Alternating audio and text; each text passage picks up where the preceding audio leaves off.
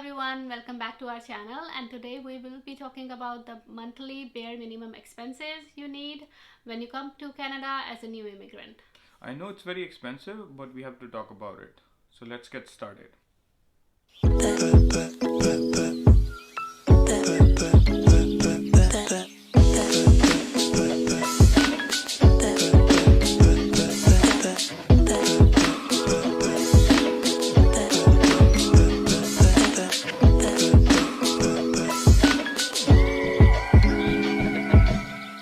Okay, when you come to Canada, the first thing you need is a place to rent.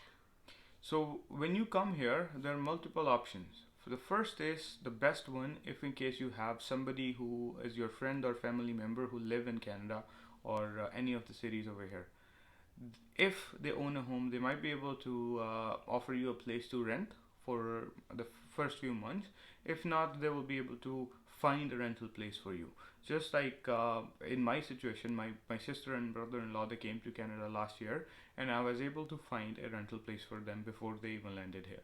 The other option you can try is to find a place on Airbnb, because it could be possible that you might not be able to find a good rental place, or you might not be able to verify that if that rental place is any good. So on Airbnb you can actually go rent a place for maybe 15-20 days or even a month while you are actually here looking for another place to rent. Yeah, because it is very difficult to find another place in short span. So make sure that you at least rent Airbnb for at least 15 days. But be very careful when you're dealing with Airbnb. Make sure that the place you're trying to look has at least a few views. I the Airbnb for the very first time I was in Canada. Um, I got scammed when That's a bad yeah, experience. we went to Oshawa, and the place which I rented on Airbnb, I did not verify the reviews, but when I went to the street, the place was not there. Yeah, it didn't even existed. Exactly. So we very sure make sure that you see some at least 5-10 reviews on the place, and try to contact the owner of that posting before you verify or before you confirm that listing. And now what I'm going to do for you is I'm going to take you to a couple websites where you can actually find rental places in Toronto. One of them is Kijiji, the other one is Facebook. Okay, so right now we are on Kijiji, and as you can see that I've put in a lot of filters to narrow down the kind of basement we are looking for. We're looking in city of Toronto. The price is between 800 to 1100. If the heat is included, hydro is included, water is included, the basement we are looking is furnished with one bedroom and one bathroom with images. There, since we do not have a car yet, so we're not looking for any parking. We should want laundry in the unit, and I'm only asking could you to show me the ads where people are actually offering basements. So if you go down over here, you'll see that there is this ad which says room for rent.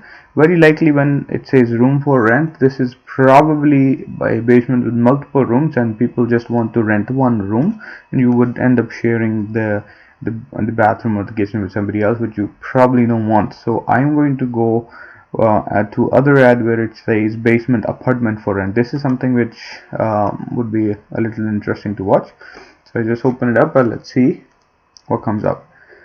So as you can see, they have a little tiny kitchen, the same picture. Now they put a little study table right next to the stove, which is not a very nice thing, and even the bedroom is not fully furnished. So you probably get an idea the kind of basement you're going to look for, and as you can see the price on this one, it shows about $1,000.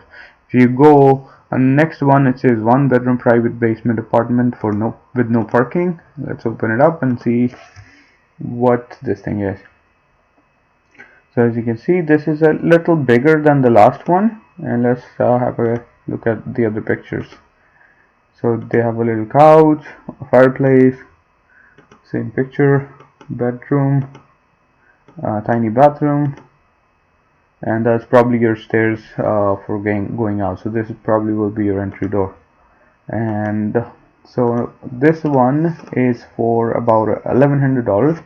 So you probably will get an idea that if you're looking for a basement in city of Toronto, It's around $1,000 to $1,100 in Kijiji.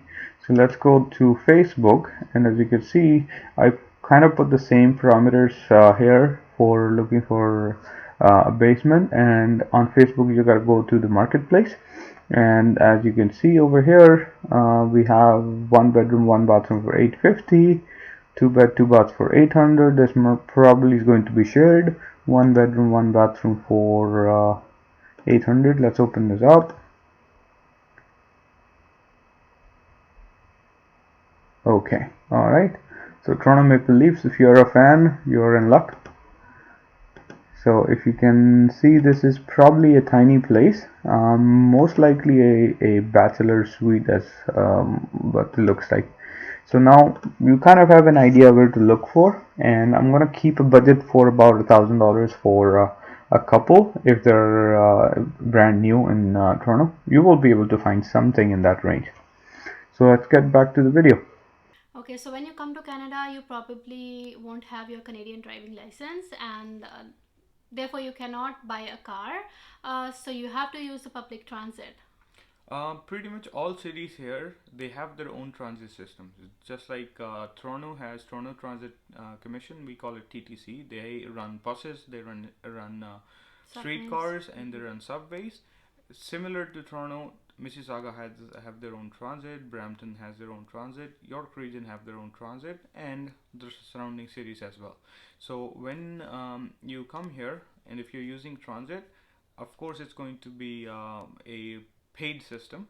Simmer uses transit right now, and she can explain how much does it cost. So how transit works here is that you need to buy either a monthly pass or a Presto card. It depends on if you are working or not. If you are working, I would suggest you buy a monthly pass, which you can use as many as time you want. Whereas the Presto card, it works as the tap. You have to tap it, and then it works for 2 hours.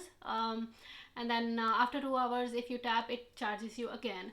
So I think Presto will be a good option for those people who doesn't use it every day, and at that way they can save a lot of money on as well, because monthly pass is around $150 to $160, and a Presto card is basically like a recharge card where you can upload according to your preference. You can either upload $20, $30, depending on your need.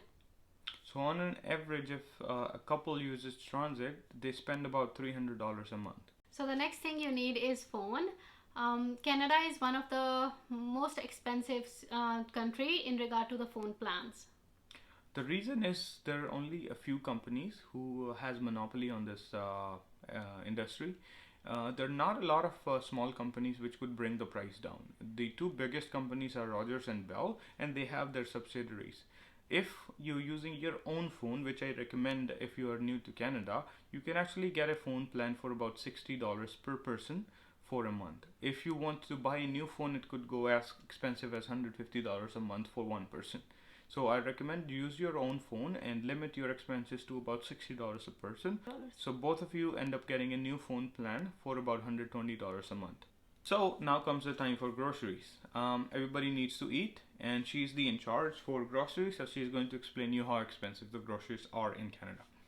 Okay, for a couple, it's $100 a week, and depends on your heating habits as well, and also the area you are living in.